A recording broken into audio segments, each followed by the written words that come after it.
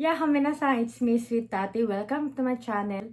This is gonna be my first video. Gusto ko lang sana i-rank yung mga trabaho na ginawa ko throughout the years from 2016 kasi doon ako nag-start hanggang ngayon 2026. So, quick introduction lang. I'm 25, turning 26. Pinanganak ako 2000, August 19. Currently living in Japan since, kailan ba? 2015 siguro. So, mga 15 years old na ako nun. So, mag-start muna tayo. Nung napunta ako sa Japan, hindi ako marunong mag-Japanese.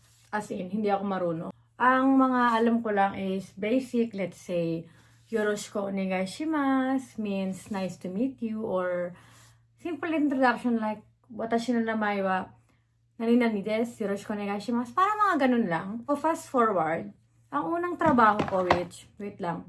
Nakamemo kasi siya sa isang phone ko dahil hindi ko na maalala. So, fast forward, hindi ko natapos yung senior high school ko dito sa Japan. Dahil hangkoki ako, sobrang tigas ng ulo ko at napalayas ako ni mama when I was 17. At ayun yung reason kung bakit natira ako sa Yamanashi, yung malapit sa Mount Fuji. I had to go there kasi nga sobrang tigas ng ulo ko. Pero homeschool ako, so graduated pa rin ako dito sa Japan. May kakilala ako doon na manager siya ng hair salon, kaya may chance ako magtrabaho doon kahit wala akong license. As a assistant staff lang naman. So kung i-rate ko yung trabaho ko sa hair salon, actually ate, sobrang kabado ko kasi alam niyo, first time kang trabaho yun, di ba? Sa tanan ng buhay ko.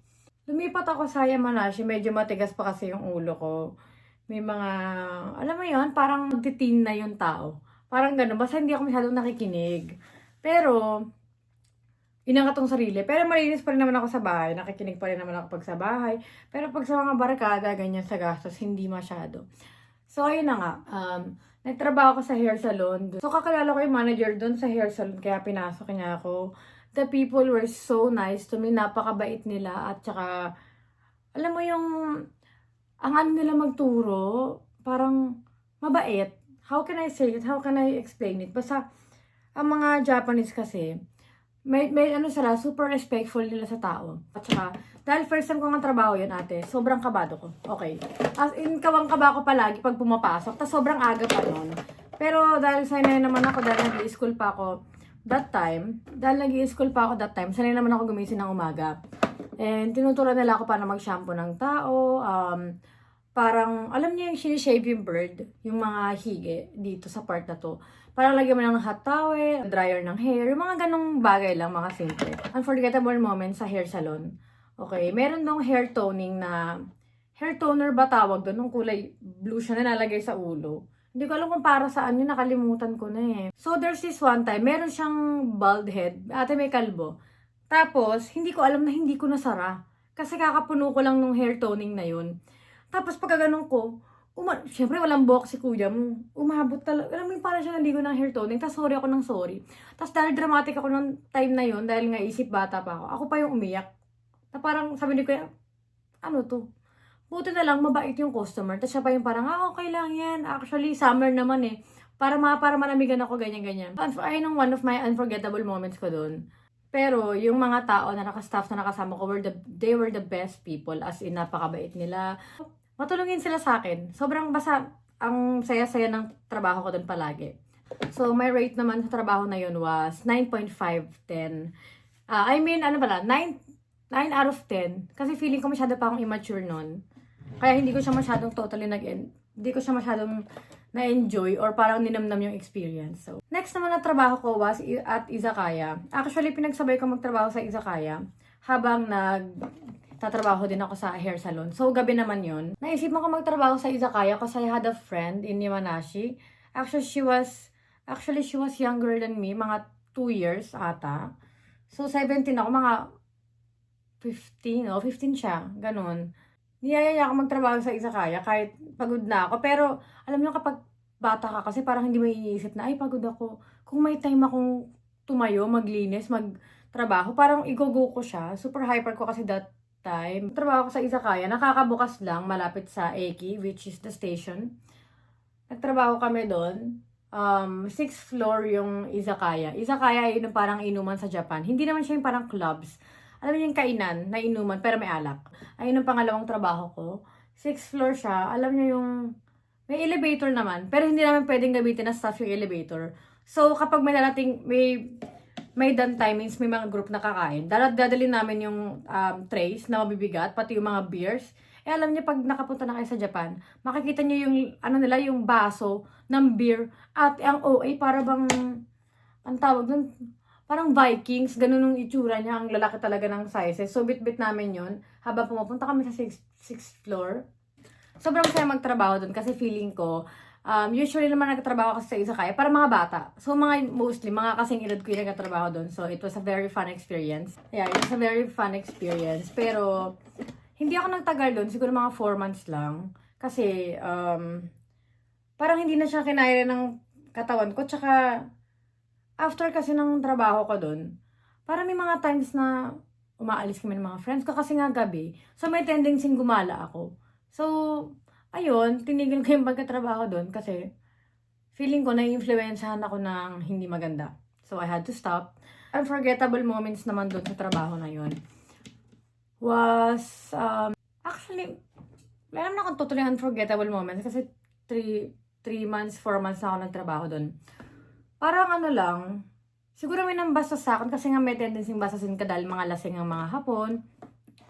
So, parang nagiinuman sila mga 20s siguro yung edad. Nagiinuman sila. And then, parang nabasasan ako, hindi ko na totally naalala yung sinabi nila sa akin. Pero may pagka-racist sila. Pero hindi ko masyadong dinamdam kasi even before, kahit may sabihin sa akin ng tao, parang I don't mind kasi pag-uwi ko naman at the end of the day, hindi naman kita kasama sa bahay. So, I don't have to please you. Rating ko naman sa izakaya, siguro 7 lang. Ay, umangat pa yung cluster ko. Siguro mga 7 lang. Naman sa izakaya, alam nyo, sa Japan, sa gabi, kahit sa mga convenience store like 7-Eleven, Family Mart, Lawson, or basta any midnight na part-time job, is tumataas yung isang oras nyo. I mean, yung pinaka-wage. Tawag doon? Wage ba tawag doon? Yung pinaka-sahod nyo, basta nag-midnight, tataas yan. Nagiging 1,000 yen. So, 1,000 yen or 1,000 niha ko yan na depende sa prefecture or city where you are. Pangatlong trabaho ko naman, okay? Dahil nga magastos ako, kahit dati pa man, gusto ko pa rin magtrabaho sa gabi. Eh dahil hindi pa ako, gusto ko magtrabaho doon as CCA or magtrabaho sa clubs. Kaya lang, hindi pa ako pwede kasi I was only 17. Hindi ako pwedeng tanggapin dahil illegal yun. Ang ginawa ko na lang noon, parang hindi ako nagpapaabot ng midnight, pero nagtatrabaho ako as tagalinis ng club. Alam mo yung bago sila mag-open. Naglilinis ako ng mga club noon ate, mga banyo, tapos sinugasan ko yung mga plato, alam mo yung mga ganon. Nagpupuno ako ng mga yelo. Ayun ang pangatlong trabaho ka naman. Nasa Yamanashi pa rin ako niyan ha. So, wala akong masyadong unforgettable moments doon. Pero may naging ex ako, actually, first Japanese boyfriend ko yan, na hadlangan lahat, kahit ako hadlang. Doon ko lang siya nakilala, and, well, hindi naman yun ang topic ko for today's video, pero doon ko siya nakilala. Ayun siguro unforgettable moments ko, nakilala ko yung first Japanese boyfriend ko doon. So, rating ko naman sa trabaho na yon is, siguro 8.5. Kasi feeling ko, dapat hindi ko pala minulat yung sarili ko sa mga ganong lugar, kasi sobrang bata ko pa nga. Pang-apat ko na ba to? Hindi ko na alam kung anong chapter na tayo. Pero, sige, 4 ko na lang. Ang 4 ko naman naging trabaho is factory worker. So, alam niyo pag Yamanashi, parang ang dami kasi niyang space. Parang may pagka-countryside kasi siya. So, mostly nandun is factories. So, ang tatlo yung napagtrabahoan ko ng factory. Mag-start tayo sa Shatoreze ba yun? Shatoreze. In Japanese. Nagtrabaho ako doon. Actually, parang 4 na buwan lang. Kasi may nagawa ko hindi maganda. Okay. Bago kayo magalit or i-judge ako, sobrang bata ako pa nga noon. Okay. I was trying to learn. Yung tipo na kapag hindi ako nagkamali, hindi ako matututo. Hindi kasi ako mahilig makinig sa sinasabi ng iba. Trabaho ako sa Shatoreze, which is parang parang Red Ribbon ng Japan, ganon. So, napakalaki niya. At ayun ang pinaka-main na factory sa buong Japan, ha? Take note. Tapos, pinasok lang din ako ng tita ko doon. We were working together. Actually, alam nyo, sobrang bango niya. Hindi ko lang paano explain eh. Basta ang saya-saya magtrabaho sa loob. Kasi makikita mo yung mga bagay na hindi mo everyday nakikita. At saka, favorite ko ang Shatoreze kasi ang sarap nga ng mga cakes nila. At saka yung pang umiyagi para mga pasalubong nila na nasa parang box, yung mga, ano ba, pinakamasarap dun for me is, Ichigo Keiki, which is their strawberry shortcake na cake. At saka yung mga cheesecake, chocolate cake, ganyan. Unforgettable moment ko dun, okay. Parang, ano ba to? Unforgettable moment ko. So, ako yung tipo kasi ng tao na sa trabaho, hindi masyadong magrereklamo. Lalo na't bata ako doon, takot ako mag-Japanese. Parang hindi pa ako masyadong fluent doon ha. Kasi nga, kakarating ko pa lang 2 to 3 years, ganyan. So, everyday kasi, kapag factory worker ka, nagbabago yung trabaho mo. Like, lagay nila ako sa part na gumagawa ng cake. Ate, ang lamig. Sobrang lamig. Tapos, so summer, tuwan-tuwa naman ako. Sabi ko, ay yes, nalagay ako sa malamig na part. So, kahit pa paano, may is yung summer heat. Nasobrahan naman sa lamig. Alam mo yung ilang oras ka dun, parang 3 to 4 hours. Dahil lang lunch break namin is 12 to 1 lang. Hindi makapagsalita, hindi makapagreklamo. Kasi hindi ko alam yung paano ko sabihin. Tapos natatawa lang kami ng tita ko noon. Kasi nga, parang, hindi kayo, ikaw na magsabi. Parang, napipilitan kami, nagtutulakan kami kung sino magsasabi na medyo malamig po, baka pwedeng kumuha muna kami ng jacket. Hindi kami makapagsalita ng ganun. Ang rating ko naman sa factory worker sa Chateraise is siguro 7. Kasi hindi ako masyadong nagtagal. Wala din naman ako ng unforgettable moments or parang, ay na-enjoy ko to. Wala naman ako masyadong ganung naramdaman. Pero overall, happy naman ako kasi parang nakita ko kung paano ginagawa yung cake or mga favorite food ko. Kasi nakikita ko sobrang linis. As in, napakalinis sa Japan. Minsan nga parang ang OA naman nito, kakaano lang, kailangan magugas. Parang may ganun. Pero, ayun nga. Overall, I'm happy na na-experience ko at nakita ko kung paano ginagawa yung mga favorite na pagkain ko. Pang-5 naman na naging trabaho ko is as a farmer. So, hindi siya totally farmer. Parang, paano ko ba i-explain yun? Parang merong alam niyo yung toge. Nagtrabaho ako sa ganong farm. Tapos, puro Brazilian ang mga nakatrabaho ko noon. Tapos, meron silang service kasi medyo malayo sa bahay yon. Okay, hindi ako totally nag-quit dun. Hindi na lang nila ako binigyan ng shift. Kasi parang 2 beses na ako hindi nagising. Okay, nagtatrabaho pa rin kasi ako sa dishwasher noon. Dishwasher, farmer sa Toge. Hindi rin ako masyadong nagtagal dun, okay. Palagi ko sinasabi hindi ako masyadong nagtatagal sa trabaho kasi mabilis ako magsawa. Actually, sobrang bilis ko magsawa. Lalo na kapag, syempre kapag bata ka, parang parang hindi ko gusto to. Parang hindi ko gusto to. Sobrang aga. Parang mareklamo ako that time. At saka feeling ko, lalo nasa Japan naman ako, ang dami kong chance. Ang dami kong choices. Dahil bata ako. Parang ganun nung naging isip ko. Kaya papalit-palit ako ng trabaho. So yun nga, nagtrabaho ako sa farm. Which is mga kasama ko, mga Brazilian lang. Kasi sa Yamanashi, parang mostly foreigner. Ang daming foreigner doon. As in mga Brazilian, ganyan, Filipinos. Kasama ko sa service sila palagi. Wala naman ako masyadong unforgettable moment. Siguro yung sobrang bibigat lang. Ng mga parang may papabuhat sa'yo na bibigat. As in, bakal-bakal. Na, ayun, parang palaging pag-uwi ko, bagsak ako nun, ngarag ako nun eh. Ayun lang, siguro wala naman akong parang unforgettable moments. So, ang rating ko naman doon sa trabaho ko na yun, siguro 6 lang. Kasi wala talaga masyadong matandaan. Alam niyo, natandaan ko nga lang kasi nakita ko, parang may nakita kong resume ko nung nakaraan. Nandun nakalagay kung saan ako nagtrabaho. Parang siguro nag-a-apply ako sa English teacher before. English teacher? Oo, actually, meron ako license. Hindi naman siya totally licensed. Parang, pwede ako magturo as an English teacher dati sa preschool. Oh my God, nakalimutan ko ilista yan. Ko as a factory workers ng Toge. Siguro mga 6 lang kasi wala akong masyadong memory. Plus, as a factory worker naman, nagtrabaho ako sa pachinko slot. Alam niyo yung slot? So, nagtrabaho ako as gumagawa ng mga, parang, alam niyo yung bubuuin ng pieces ng makina. So, yun ang pinakatrabaho ko. Nagtagal ako dyan siguro mga 3 months lang. Hindi na lang masyadong tagal eh. Alam ko, basta nag-explain na ako kanina, hindi ako masyadong nagtatagal sa work. Pero, I love the people. As in, parang halos Pilipino lang yung mga katrabaho ko. Tapos, meron ako naging ka-close doon. Super close namin as in. Malapit lang siya nakatira sa factory. So, after trabaho, nagpupunta ako sa bahay nila. Pinaglulutuan niya ako. Hinatid niya ako sa bahay. So, she was so nice. And we really had the best time. Kasi, alam niya, kapag masaya yung katrabaho niyo, kahit gaano kahirap yung trabaho, parang okay lang kasi hindi niyo siya mararamdaman. Rate ko naman doon is 8.5 kasi nga gusto ko yung ginagawa ko, gusto ko yung mga kasama ko.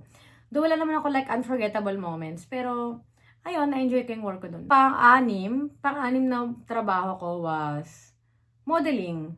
So, next time ko nagkikwento kung how I got into modeling. Tagal ko kasi nag-model. Actually, even now, tumatanggap pa rin ako ng mga trabaho like sa mga hair salons, o kaya competitions, or mga freelance lang kasi ako ngayon. Kaya kung may binato lang sa akin na trabaho, at kung free ako that day, parang kukunin ko lang siya ganun. Depende din kasi sa school ni Luca. So, unforgettable moments ko, as a model naman, actually dalawa. Actually, ang dami. Sobrang dami. Kasi, dalawa yung agencies na napasukan ko before. Yung first, sila talaga yung nag-scout sa akin at sila yung first na agency na pinasukan ko. Yung pangalawa naman, nandun yung best friend ko, model din siya. So parang inintroduce niya lang ako at doon ako pumasok. So sa first agency ko naman, hindi ko makakalimutan siguro. Yung first trabaho ko, as in pagpasok ko kasi sa agency, pagkapirma ko, may tumawag agad na parang kailangan namin siya, gusto namin siya dito sa, parang PBB, reality show dito sa Japan. Ay, reality show na yun, hindi ako masyadong fluent pa sa Japanese na, or fluent na ako siguro, pero natakot akong magsalita.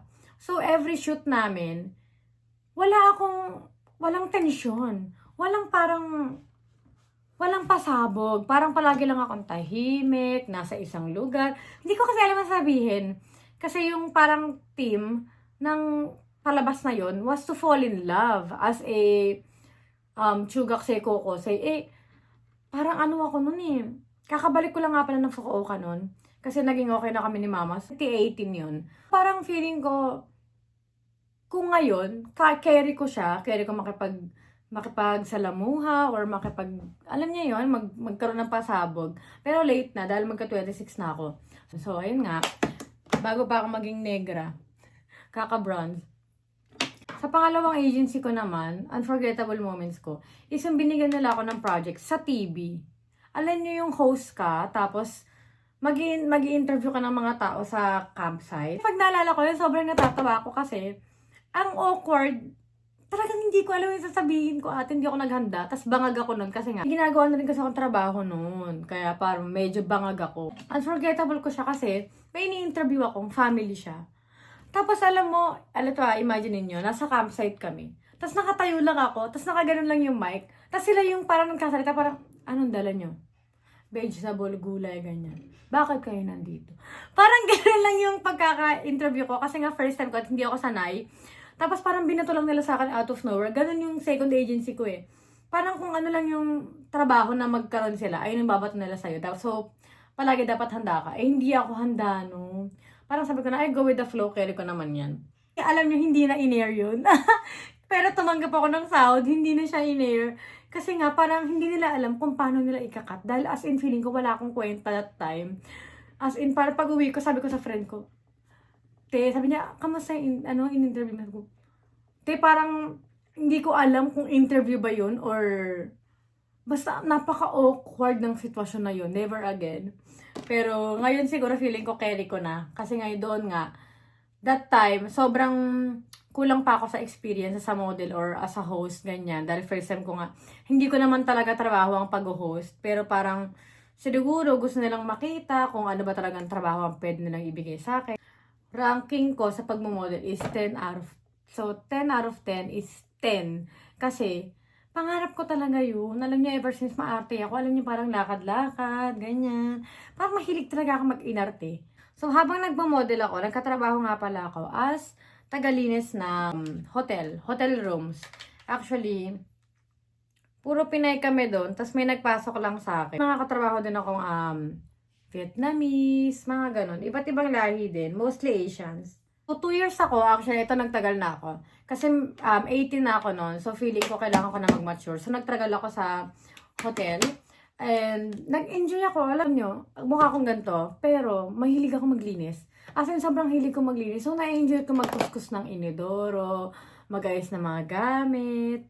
At saka minsan may nagbibigay pa ng tip. Pero, hindi sila hapon. Mostly Chinese or Koreans or Americans. Parang hindi kasi matip ang mga Hapon. So, ayun, unforgettable moments ko naman as a hotel cleaning staff. Hotel cleaning staff? Siguro nung nagmo-modeling na ako, tapos on air na yung reality show, pinis ako ng inodoro. Okay, parang feeling ko hindi siya unforgettable. Parang, hindi rin siya embarrassing moment for me.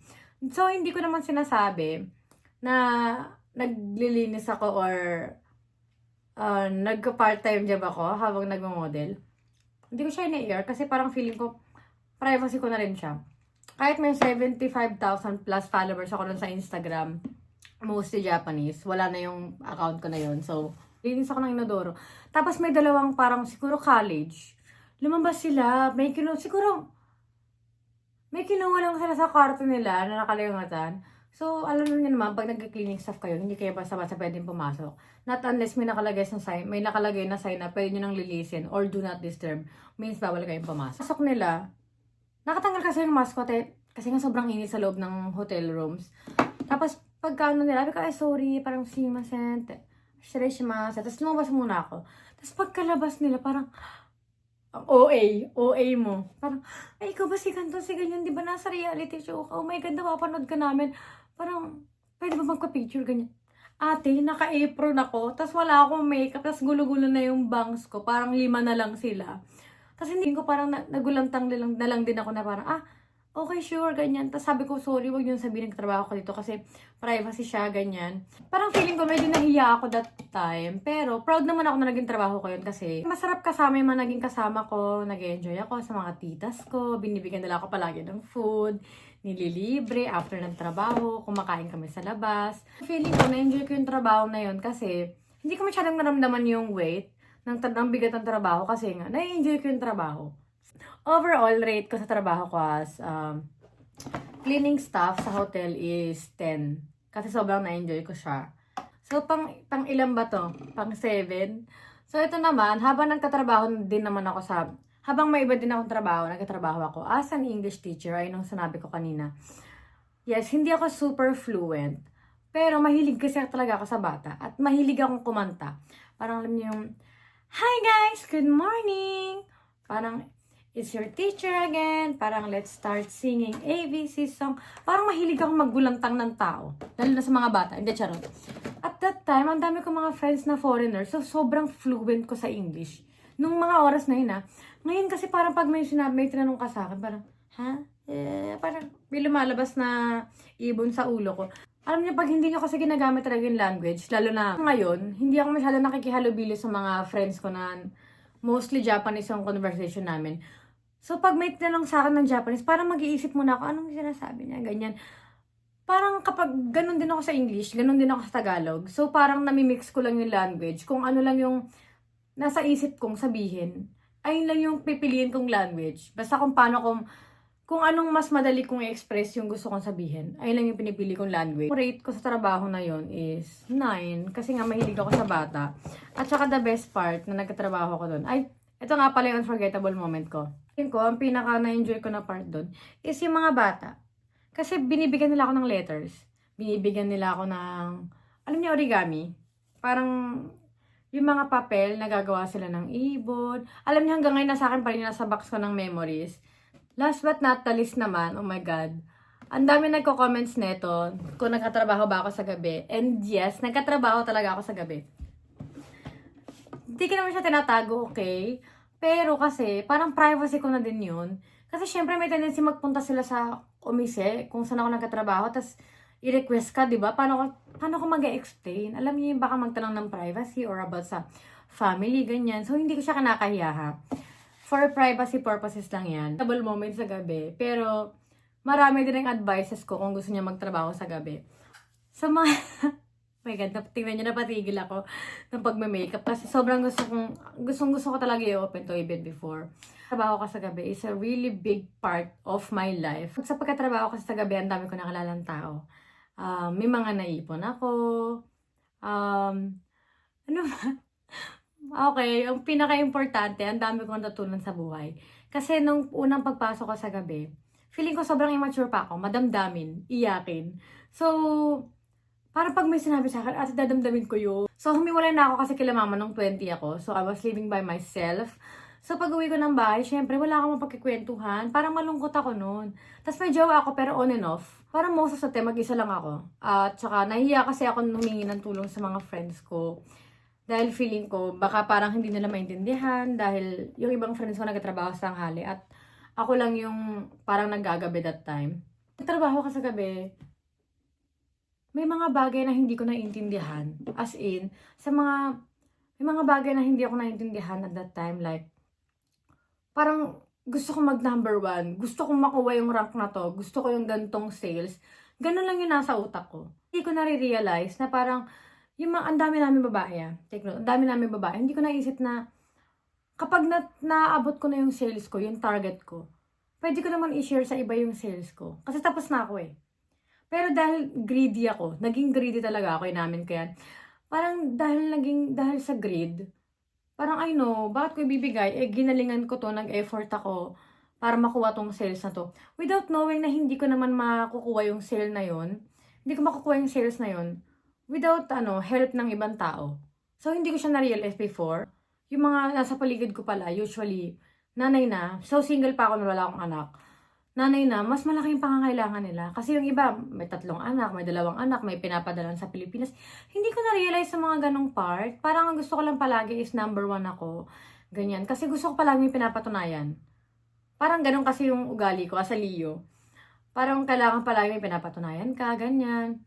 Tapos hindi ko na-realize na yung paligid ko pala, tinutulungan nila akong umangat.